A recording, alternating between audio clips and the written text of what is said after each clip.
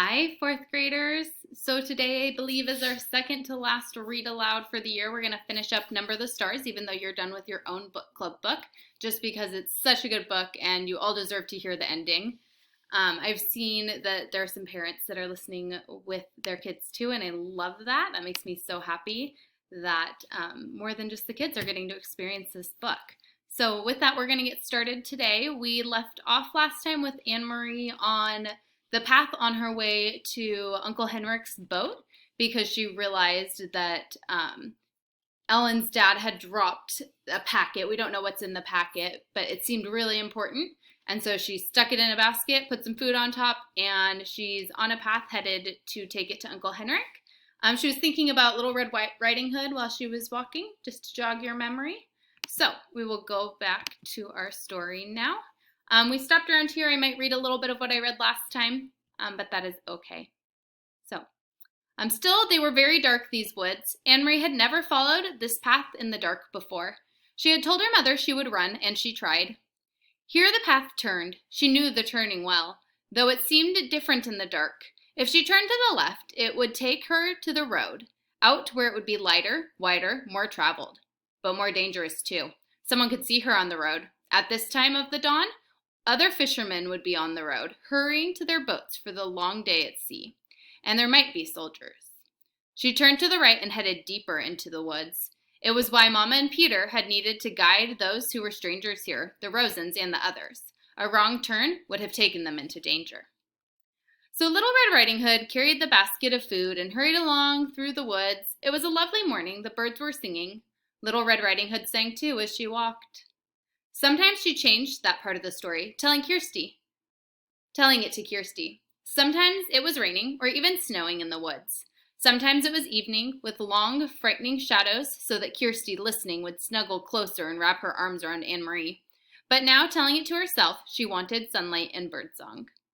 Here the path widened and flattened. It was the place where the woods opened on one side and the path curved beside a meadow at the edge of the sea. Here she could run, and she did. Here in daylight, there would be cows in the meadow, and on summer afternoons, Anne Marie would always stop by the fence and hold out handfuls of grass, which the curious cows would take with their rough tongues.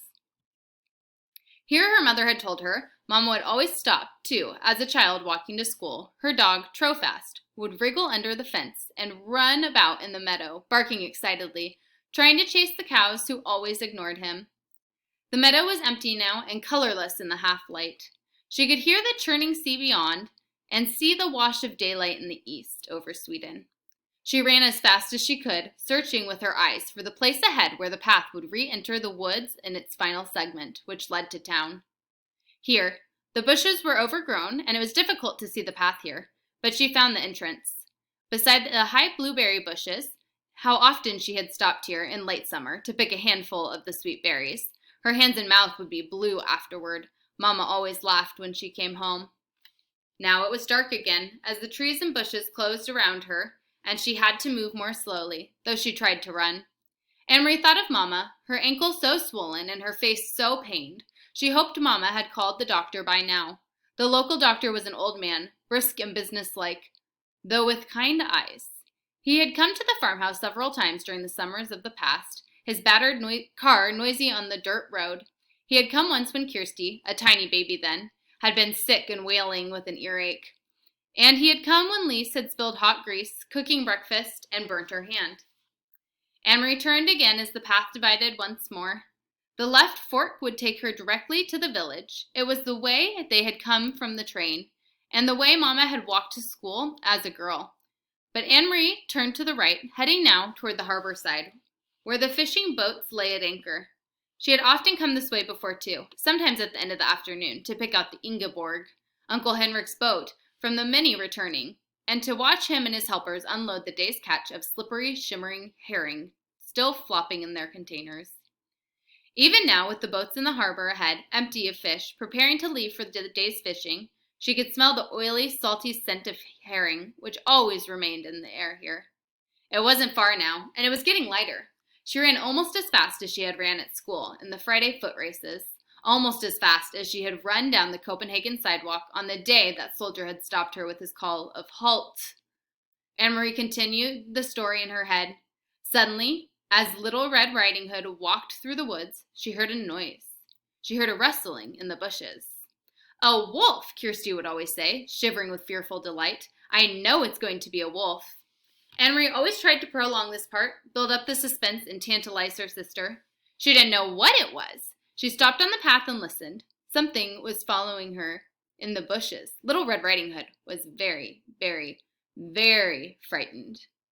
She would stop, stay silent for a moment, and beside her in the bed, she could feel Kirsty holding her breath.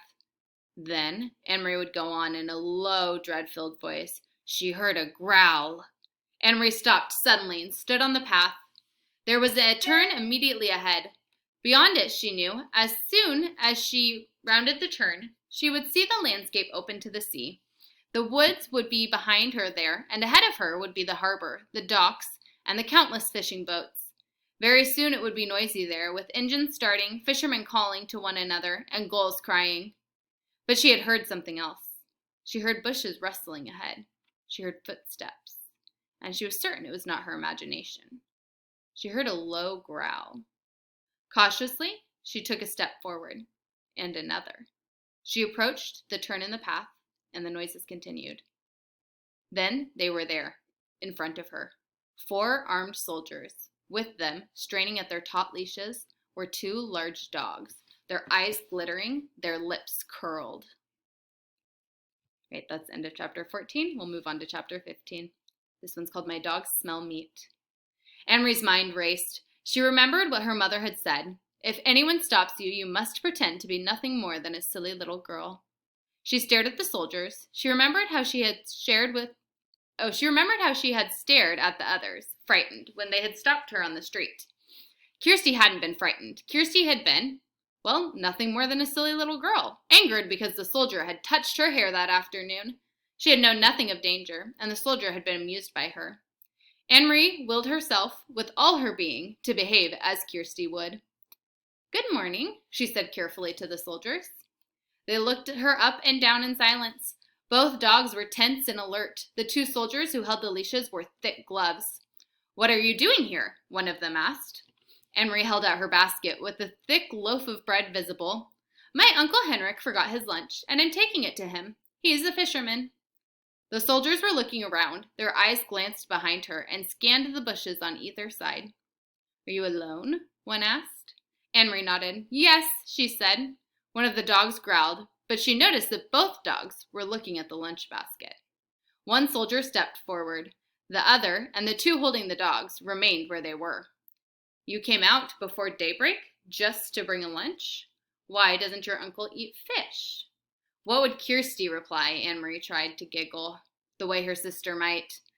"Uncle Henrik doesn't even like fish," she said, laughing. "He says he sees too much of it and smells too much of it. Anyway, he wouldn't eat it raw." She made a face. "Well, I suppose he would if he were starving, but Uncle Henrik always has bread and cheese for lunch." "Keep chattering," she told herself, as Kirsty would. A silly little girl. "I like fish," she went on. "I like it the way my mother cooks it. Sometimes she rolls it in breadcrumbs, and—" The soldier reached forward and grabbed the crisp loaf of bread from the basket. He examined it carefully. Then he broke it in half, pulling the 2 halves apart with his fists. That would enrage Kirsty, she knew. "Don't," she said angrily. "That's Uncle Henrik's bread. My mother baked it." The soldier ignored her and tossed the 2 halves of the loaf to the ground, 1 half in front of each dog. They consumed it, each snapping at the bread and gulping it, so that it was gone in an instant. "Have you seen anyone in the woods?" the soldier barked the question at her. "No, only you." Anne-Marie stared at him.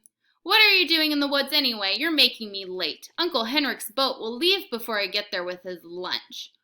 Or what's left of his lunch." The soldier picked up the wedge of cheese and turned it over in his hand. He turned to the 3 behind him and asked them something in their own language. One of them answered, "Nine," in a bored tone. Anne-Marie recognized the word. The man had replied, "No." He had probably been asked, Anne-Marie thought, "Do you want this? Or perhaps, should I give this to the dogs?" The soldier continued to hold the cheese. He tossed it back and forth between his hands. Anne-Marie gave an exasperated sigh. Could I go now, please? She asked impatiently. The soldier reached for the apple. He noted its brown spots and made a face of disgust. No meat? He asked, glancing at the basket and the napkin that lay at its bottom. Anne-Marie gave him a withering look. You know we have no meat, she said insolently. Your army eats all of Denmark's meat. Please, please, she implored in her mind, don't lift the napkin. The soldier laughed. He dropped the bruised apple on the ground. One of the dogs leaned forward, pulling at its leash, sniffed the apple, and stepped back. But both dogs still looked intently at the basket, their ears alert, their mouths open. Saliva glistened on their smooth pink gums. My dogs smell meat, the soldier said. They smell squirrels in the woods, Anne-Marie responded. You should take them hunting. The soldier reached forward with the cheese in one hand as if he were going to return it to the basket, but he didn't. Instead, he pulled out the flowered cotton napkin. Anne-Marie froze. Your uncle has a pretty little lunch, said the soldier scornfully, crumpling the napkin around the cheese in his hand. Like a woman, he added with contempt. Then his eyes locked on the basket. He handed the cheese and napkin to the soldier beside him. What's that? There in the bottom, he asked in a different, tenser voice. What would Kirsty do? Anne-Marie stamped her foot. Suddenly, to her own surprise, she began to cry. I don't know, she said, her voice choked. My mother's going to be angry that you stopped me and made me late, and you've completely ruined Uncle Henrik's lunch, so now he'll be mad at me too. The dogs whined and struggled against the leashes, nosing forward to the basket. One of the other soldiers muttered something in German. The soldier took out the packet. Why was this so carefully hidden, he snapped. Anne-Marie wiped her eyes on the sleeve of her sweater. It wasn't hidden any more than the napkin was. I don't know what it is. That, she realized, was true. She had no idea what was in the packet. The soldier tore the paper open while below him on the ground, the dogs strained and snarled, pulling against their leashes. Their muscles were visible beneath the slick, short-haired flesh. He looked inside, then glared at Anne-Marie. Stop crying, you idiot girl, he said harshly. Your stupid mother has sent your uncle a handkerchief. In Germany, the women have better things to do. They don't stay at home hemming handkerchiefs for their men. He gestured with the folded white cloth and gave a short, caustic laugh. At least she didn't stitch flowers on it. He flung it to the ground, still half wrapped in the paper, beside the apple. The dogs lunged, sniffed at it eagerly, then subsided, disappointed again. Go on, the soldier said. He dropped the cheese and the napkin back into her basket. Go on to your uncle and tell him the German dogs enjoyed his bread. All of the soldiers pushed past her. One of them laughed, and they spoke to each other in their own language. In a moment, they had disappeared down the path, in the direction from which Anne-Marie had just come. Quickly, she picked up the apple and opened the packet with the white handkerchief inside. She put them into the basket and ran around the bend toward the harbor, where the morning sky was now bright with early sun, and some of the boat engines were starting their strident din. The Ingeborg was still there, by the dock, and Uncle Henrik was there, his light hair wind-blown and bright as he knelt by the nets. Anne-Marie called to him, and he came to the side, his face worried when he recognized her on the dock. She handed the basket across. Mama sent your lunch, she said, her voice quavering.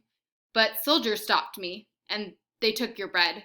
She didn't dare tell him more. Uncle Henrik glanced quickly into the basket. She could see the look of relief on his face and knew that it was because he saw that the packet was there, even though it was torn open. Thank you, he said, and the relief was evident in his voice. Anne-Marie looked quickly around the familiar small boat. She could see the passageway down into the empty cabin. There was no sign of the Rosens or the others. Uncle Henrik followed her eyes and her puzzled look. All is well, he said softly. Don't worry. Everything is all right. I wasn't sure, he said. But now, he eyed the basket in his hands. Because of you, Anne-Marie, everything is all right. You run home now and tell your mama not to worry. I will see you this evening. He grinned at her suddenly. They took my bread, huh? He said. I hope they choke on it.